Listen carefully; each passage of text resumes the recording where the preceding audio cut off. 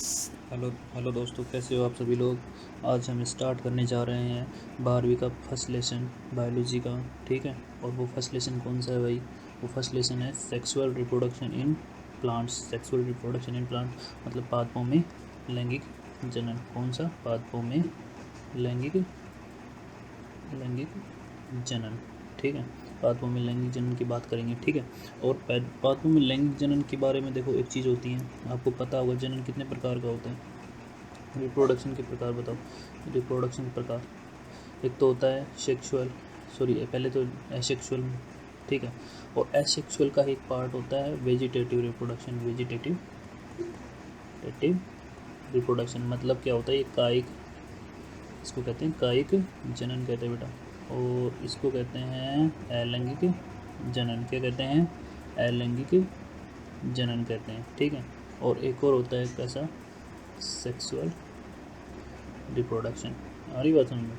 ये होता है लैंगिक जनन। कैसा होता है बेटा? लैंगिक जनन होता है। ठीक है, आज हम इसकी बात करेंगे। जो लोअर ऑर्गेनाइजम होते हैं, जो छोटे जीव होते हैं ना, जो निम्न स्तरीय जीव होते हैं, उनमें खासकर ये चीज़ें पाई जाती हैं, और पादपों में ये भी पाया जाता है और ये भी पाया जाता है। ठीक है, अब देखो, आज खासकर हम इसकी बात करेंगे, किसकी? सेक्सुअल रिप्रोडक्शन की में, पादपों में। ठीक है, लैंगिक जनन की बात करेंगे। अब जो अधिकांश आवर्तबीजी होती है, अधिकांश आवर्तबीजी होते हैं। कौन से पादप बेटा? अधिकांश आवर्तबीजी पादप। उनमें क्या होता है? सेक्सुअल रिप्रोडक्शन होता है। क्या बेटा? सेक्सुअल रिप्रोडक्शन होता है। हरी बात समझो, कौन सा रिप्रोडक्शन होता है? सेक्सुअल रिप्रोडक्शन होता है। उसमें देखो, अब अधिकांश आवर्तबीजी में सेक्सुअल रिप्रोडक्शन होता है, तो एक बात और देखो, उसके लिए भी उनमें एक विशेष संरचना पाई जाएगी। सेक्सुअल रिप्रोडक्शन होने के लिए क्या पाई जाएगी बेटा? विशेष संरचना पाई जाएगी। ठीक है, अब हम इस पार्ट को स्टार्ट करते हैं, धीरे धीरे करके इसमें पढ़ेंगे कि सेक्सुअल रिप्रोडक्शन किस हिसाब से होता है और क्या क्या चीज़ें या क्या क्या संरचना इसमें काम आती हैं। ठीक है, चलो स्टार्ट करते हैं। अब इंट्रोडक्शन देख लेते हैं पार्ट का थोड़ा सा। अब इंट्रोडक्शन देखने के लिए देखो, सेक्सुअल रिप्रोडक्शन पार्ट का नाम देखिए आपने, पादपों में लैंगिक जनन। इसमें देखो, पहला हम पढ़ रहे हैं इंट्रोडक्शन। इंट्रोडक्शन में क्या होता है? देखो, इंट्रोडक्शन में थोड़ा सा इंट्रोडक्शन ले रहे हैं इस पार्ट का। पादपों में लैंगिक जनन, और उस जनन के लिए, उस चीज़ के लिए, इस प्रक्रिया के लिए एक विशेष संरचना होती है, उसका नाम होता है क्या? पुष्प। पादपों में लैंगिक जनन के लिए कैसी संरचना कौन सी संरचना पाई जाती है बेटा? पुष्प पाई जाती है। कौन सी संरचना पाई जाती है? पुष्प संरचना पाई जाती है, जो एक जननिक संरचना होती है पादपों की। ठीक है, अब पुष्प क्या होता है? पुष्प क्या होती है? एक रूपांतरित प्रवाह होती है। क्या होती है बेटा? रूपांतरित प्रवाह। रूपांतरित प्रवाह मतलब देखो, आपने लीफलेट देखे होंगे, जब नई पत्तियां लगती हैं तो एक एक क्या प्रवाह की तरह क्या लगते हैं? भाग लगते हैं। प्रवाह की तरह एक भाग लगते हैं, जिस पर क्या लगते हैं? धीरे धीरे बर्डिंग होती है, मतलब पत्तियाँ स्फुटित होती हैं। आ रही बात समझ में? और फिर आगे जाकर वो एक टहनी बना देती हैं। ठीक है, बढ़ती जाएंगी तो टहनी बना देंगी, शाखा बना देंगी, इस हिसाब से वो आगे चलती जाती हैं। तो एक चीज़ और देखो, तो जो प्रवाह होती है, ठीक है, उसी का रूपांतरण से क्या बनते हैं बेटा? पुष्प बनते हैं। ठीक है, और आपको पता है प्रवाह पर क्या लगती हैं? पत्तियाँ लगती हैं, और वो पत्तियाँ ही जो पुष्प की जो विशेष रचनाएं होती हैं उनको बनाती हैं। ठीक है, जैसे कि अब एक चीज़ और देख लो, जैसे कि देखो, ये भाग हो गए, ये सारे के सारे भाग हो गए, ये पत्तियाँ होती है एक प्रकार से। ठीक है, अब देखो, रूपांतरित होकर पुष्प के अंगों का निर्माण करती हैं, और पुष्प के अंग एक प्रारूपिक पादप की बात करते हैं। एक प्रारूपिक पादप की बात करते हैं, जिसमें जो पुष्प पाए जाते हैं उसके सम्मानित कितने अंग होते हैं बेटा? 4 अंग होते हैं। कैसे अंग होते हैं? कितने अंग या कितने भाग होते हैं? 4 भाग होते हैं। अब जब हम अंदर से बाहर की ओर वर्गीकरण कर रहे हैं इनका, जब हम अंदर से बाहर की ओर वर्गीकरण कर रहे हैं पुष्प भाग का, तो देखो इसमें क्या होता है। इसमें देखो, ये हो गया एक पुष्प की अनुदैर्घ्य गांठ, अंदर से बाहर की ओर जा रहे हैं, अंदर से बाहर की ओर। सबसे बीच में ये वाला चीज़ दिख रही है, सेंटर में दिख रही, नहीं दिख रही? इसको क्या कहा हमने? इसको कहते हैं बेटा जायांग। क्या कहते हैं बेटा? जायांग या स्त्री केशर। क्या कहते हैं? जायांग या स्त्री केशर। आ रही बात समझ में? आ गया पहला है जायांग, दूसरा देखो पुमक। इसके बाद क्या आती है? उसके बाद की संरचना देखो, इसके बाद की संरचना देखो, इसके बाद ये संरचना आ रही है छोटी छोटी, आ रही नहीं आ रही?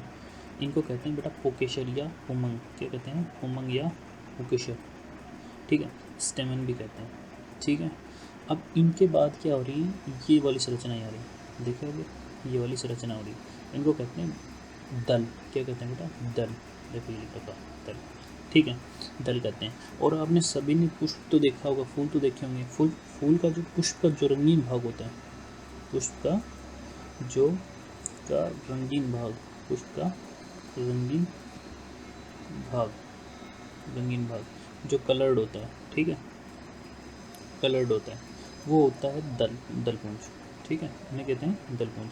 अब देखो एक है तो उसको दल कह दिया, और अभी सभी के सभी को इकट्ठा या संयुक्त रूप से क्या कहेंगे, दलपुंज, दलों का गुच्छा, ठीक है, दलपुंज। आ रही बात समझ में।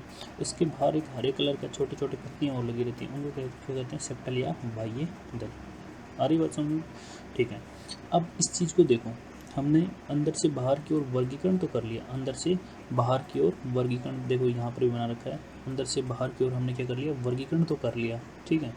और जिस वर्गीकरण करने पर हमें 4 भाग दिखाई दिए, जायांग, पुमंग, दलपुंज और बाह्य दलपुंज। जो जायांग और पुमंग होता है, जायांग और पुमंग होता है, वो पुष्प का मुख्य जननिक भाग होता है। क्या वो कौन सा भाग होता है बेटा, मुख्य जननिक भाग होता है।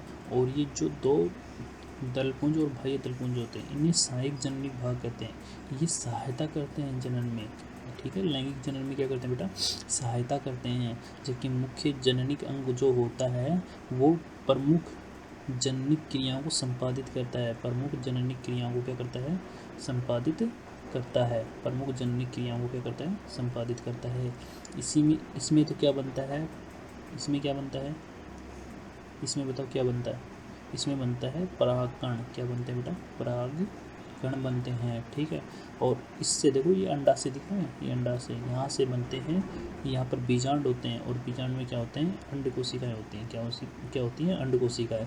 इनसे जो परागकण निकलते हैं यहाँ पर जाते हैं, और परागकण और प्लस अंड कोशिका से क्या बनता है, भ्रूण बनता है। हरी बात समझ में।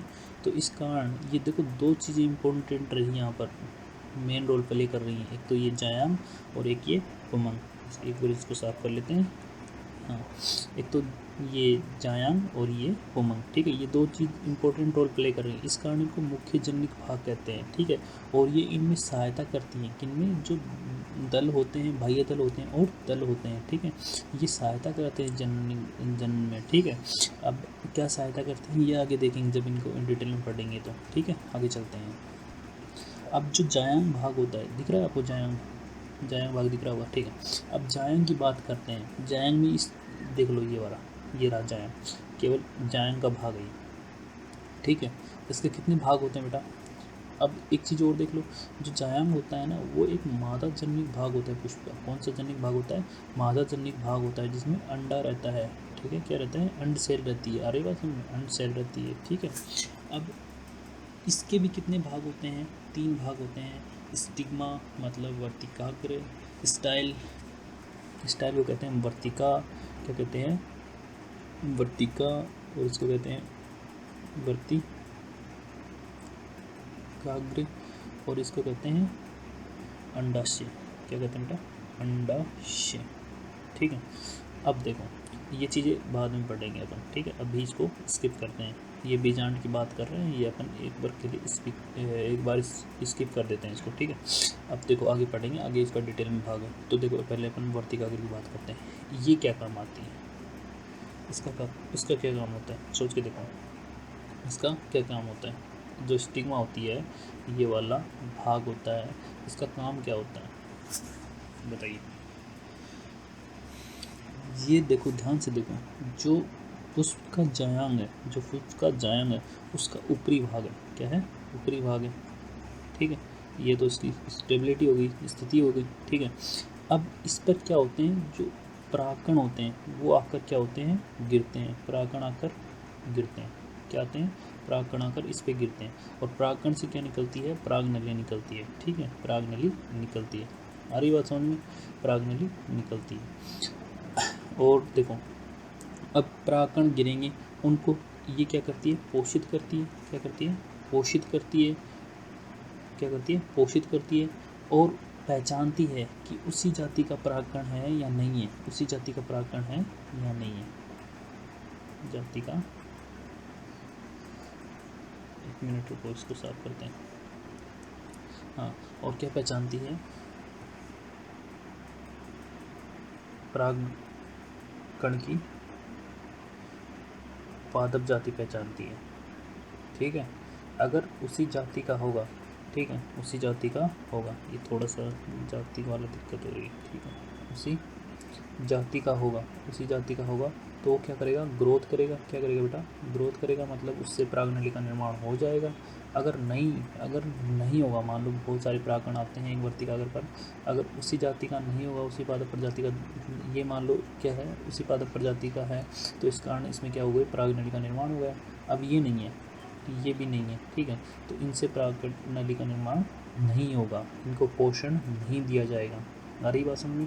और यहाँ वो इस वर्तिकाग्र पर पड़े पड़े सड़कर गल जाएंगे, ठीक है। अब देखो, तो एक बात तो समझ में आ गई होगी, जो वर्तिका है, स्टिग्मा है, ये क्या करती है? परागकणों को ग्रहण करती है, उनको पोषण करती है, उनकी पहचान करती है, ठीक है। अब आगे वाला देखते हैं, क्या देखते हैं बेटा? आगे वाला देखते हैं। आगे वाले में देखो, अगला पॉइंट क्या है, मैंने अभी बता दिया, सजातीय परागकणों को पोषण देकर उनसे परागनली के निर्माण में सहायता करती है। अब अगला भाग क्या है इसका? वर्तिका है। कौन सा भाग है बेटा? स्टाइल कहते हैं इसको। क्या कहते हैं? स्टाइल, ठीक है। अब ये जो स्टाइल है या वर्तिका है, वर्तिका का काम क्या होता है? मैंने अभी बताया, ये देखो, इससे क्या निकलेगी? परागकणों से परागनली निकलेगी। क्या निकलेगी बेटा? ग्रहण करने के बाद क्या निकलेगी? परागनली निकलेगी। इन परागनली को दिशा प्रदान करने का काम कौन करता है? वर्तिका करती है, ठीक है। और जो वर्तिकाग्र है और अंडाशय, वर्तिका और अंडाशय को जोड़ने वाला भाग कौन सा है? ये वाला ही तो है। ये वाला भाग क्या है? स्टाइल है या वर्तिका है, ठीक है। तो जो क्या है, जो स्टिग्मा है और ओव्यूल है, मतलब वर्तिकाग्र है और अंडाशय, उनको जोड़ने वाला भाग कौन होती है? स्टाइल या वर्तिका होती है, ठीक है। ये दो प्रकार की हो सकती है। देखो, कुछ पादपों में ये क्या होती है? खोखली होती है। कुछ पादपों में ये क्या होती है? खोखली होती है। कुछ पादपों में ये क्या होती है? खोखली होती है। और कुछ में ये क्या होती है? ठोस हो सकती है, ठीक है। और ठोस कोशिकाओं से भरी हुई हो सकती है, ठीक है। ये दो प्रकार की हो सकती है, खोखली या ठोस हो सकती है, ठीक है। अब अगला पॉइंट देखते हैं, अंडाशय। क्या है? अंडाशय। अब अंडाशय क्या होता है भाई? अंडाशय बताओ क्या होता है? अंडाशय जहाँ पर क्या उपस्थित होते हैं? अंडाशय जहाँ पर क्या उपस्थित होते हैं? अंडक उपस्थित होते हैं। क्या होते हैं? अंडक उपस्थित होते हैं। अंडक या इसे कहते हैं बीजांड। क्या कहते हैं बेटा? बीजांड। जो दिख रहा है ना, ये वाला जो भाग है ना, इसको क्या कहेंगे? बीजांड। क्या कहेंगे? क्या कहेंगे बेटा? बीजांड कहेंगे। और बीजांड में क्या उपस्थित होती है? बीजांड में क्या उपस्थित होती है? क्या उपस्थित होते हैं? अंड कोशिका, अंड सेल, ठीक है। तो ये सबसे ज़्यादा इम्पोर्टेंट भाग है, ठीक है। अब देखो, जायांग का पहला पॉइंट क्लियर करो। जायांग का मुख्य भाग होता है, जायांग का क्या होता है? मुख्य भाग होता है। जायांग का मुख्य भाग होता है जहाँ पर निषेचन व भ्रूण निर्माण से संबंधित क्रियाएं संपन्न होती हैं। जहाँ पर निषेचन व भ्रूण निर्माण की क्रियाएं संपन्न होती हैं, मैंने कह दिया। देखो यहाँ से ये जो यहाँ पर मैंने कहा था, जो पराग नली निकल के आएगी वो यहाँ से होते हुए यहाँ पर जाएगी। ये अंड कोशिका है, ठीक है। ये क्या है? अच्छा, ऊपर लिख रखा है क्या? ठीक है। इसको यहाँ पर देखो, एक कोशिका के पास जाएगा। कहाँ जाएगा? यहाँ पर जाएगा। एक कोशिका के पास जाने पर क्या होगा? इससे क्या बन जाएगा? भ्रूण बन जाएगा। क्या बन जाएगा? भ्रूण बन जाएगा, ठीक है। क्या बन जाएगा? भ्रूण बन जाएगा। आ रही बात समझ में? ठीक है, ये कंफर्म हो गया। अंडाशय क्या है? जायन का मुख्य भाग होता है जहाँ पर निषेचन होता है एवं भ्रूण का निर्माण होता है, ठीक है। अब आगे चलते हैं, इसका अगला पॉइंट क्लियर करते हैं। अंडाशय जो होता है, अंडाशय होता है, अंडाशय में अंडक या बीजांड उपस्थित होता है। अंडाशय जो होता है ना, उसमें अंडक या बीजांड उपस्थित होता है। मैंने अभी बात कही थी कि अंडाशय होता है, उसमें क्या होते हैं? अंडक या बीजांड होते हैं। और बीजांड के अंदर परागनली पहुंचती है। कहाँ तक पहुंचती है? एक कोशिका तक। कहाँ तक?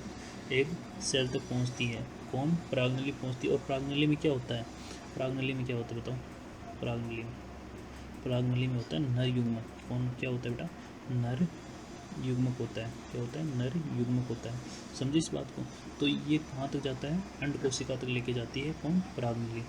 बीजांड तक पहुँचती है, जहाँ पर क्या होता है, अंड कोशिका और नर युग्मक के बीच में क्या होता है? निषेचन होता है, जिससे क्या बनता है? भ्रूण बनता है, एम्ब्रियो बनता है। ठीक है, क्या बनता है? यहाँ पर लिख देते हैं, ये देखो, नर युग्मक प्लस अंड कोशिका। अंड कोशिका क्या होती है? अंड कोशिका मिलाकर क्या बनाते हैं? भ्रूण बनाते हैं। क्या बनाते हैं बेटा? भ्रूण बनाते हैं। ठीक है, आगे ये बात समझना, युग्मक और अंड कोशिका मिलकर क्या बनाते हैं? भ्रूण बनाते हैं। ये शायद क्लियर हो गया। वो जायंग वाला भाग, अगला पॉइंट क्लियर करते हैं। पुकेशर। क्या? पुकेशर, या इसे क्या कहते हैं? पुमंग भी कहते हैं। क्या कहते हैं? पुमंग भी कहते हैं। ये पादप का नरजनिक भाग होता है, मैंने अभी भी बताया था। पादप का जो मादा जनिक भाग होता है वो कौन होता है? जायंग होता है। और जब क्या करते हैं, नरजनिक भाग की बात करते हैं तो वो कौन होता है? पुकेशर होता है। इससे परागकण नामक नर युग्मक संरचना का निर्माण होता है। नर युग्मक जिस परागकण होते हैं ना, उसमें कौन उपस्थित होता है? नर युग्मक उपस्थित होता है।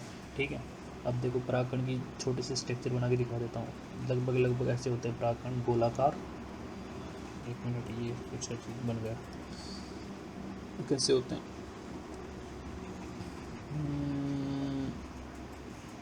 अरे मिल जा, नहीं मिल गया।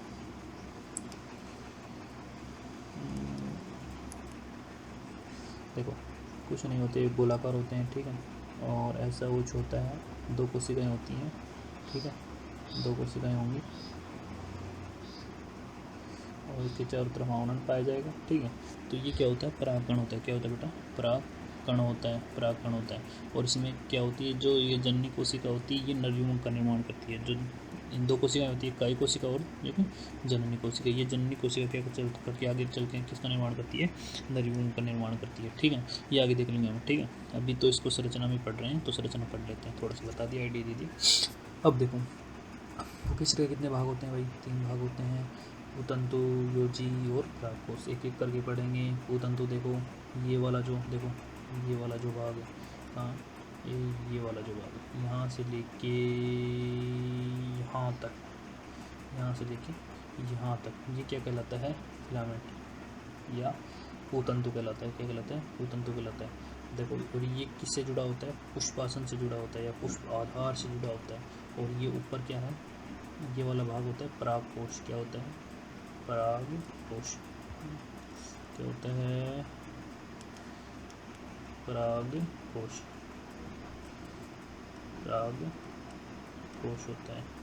ठीक है, क्या होता है? परागकोश होता है। ठीक है, अब परागकोश को आधार भाग से जोड़ने वाली संरचना क्या कहलाती है? धागीनुमा संरचना। क्या कहलाती है भाई? फिलामेंट कहलाती है। क्या कहलाती है? फिलामेंट कहलाती है। देखो, लंबी धागीनुमा संरचना होती है नहीं है, जो परागकोश को हवा में उचित ऊंचाई तक बना रही है। उचित ऊंचाई तक बनाए रखती है, जिससे देखो ये जितना ज़्यादा ये हवा में रहेगा तो हवा के संपर्क में आने से इसके परागकण निकलेंगे बाहर, और हवा से के ज़रिए उसमें क्या हो जाएगा? परागण हो जाएगा। ठीक है, तो ये एक प्रकार का क्या है? अनुकूलन है। ठीक है, क्या है? एक प्रकार का बेटा अनुकूलन है। इससे क्या होगा? इससे बताओ क्या होगा? इससे जो परागकण होते हैं, उनके परागण की प्रक्रिया द्वारा दूसरे वर्तिका ग्रह पर पहुँचने की प्रक्रिया आसान हो जाती है। ठीक है, अब देखो, जिससे परागण की प्रक्रिया संपन्न होने की संभावना बढ़ जाती है। इस और अगला पॉइंट, इसकी लंबाई अलग अलग पादों में अलग अलग हो सकती है। बिल्कुल हो सकती है। ठीक है, अब अगला भाग क्या है? योजी है। क्या है? कनेक्टिव टिश्यू है, योजी है। इसे क्या कहेंगे? परागकोश की दोनों पत्तियों को जोड़ने वाला टिश्यू क्या होता है? योजी होता है। देखो, ये क्या होती है? परागकोश हैं, और इसमें क्या होती है? 2 पालियाँ होती है। एक पाली ये हो गई, एक पाली ये हो गई। इन दोनों को जोड़ने वाला ये जो भाग होता है, ये जो स्थान होता है, ये क्या कहलाता है? कनेक्टिव टिश्यू कहलाता है, या इसे कहते हैं योजी। क्या कहते हैं बेटा? योजी कहते हैं। ठीक है, अब मैंने बता दिया, परागकोश की दोनों पालियों को जोड़ने वाला जो स्थान होता है उसे क्या कहते हैं? योजी कहते हैं। ठीक है, अब बाकी भाग हम अगले लेसन में कर लेंगे। ठीक है, जो अगला पार्ट आएगा ना, अगला पार्ट आएगा इस वीडियो का, उसमें कर लेंगे। ठीक है, नेक्स्ट पार्ट में करेंगे। ठीक है, आज काफ़ी हो गया। Okay, thank you.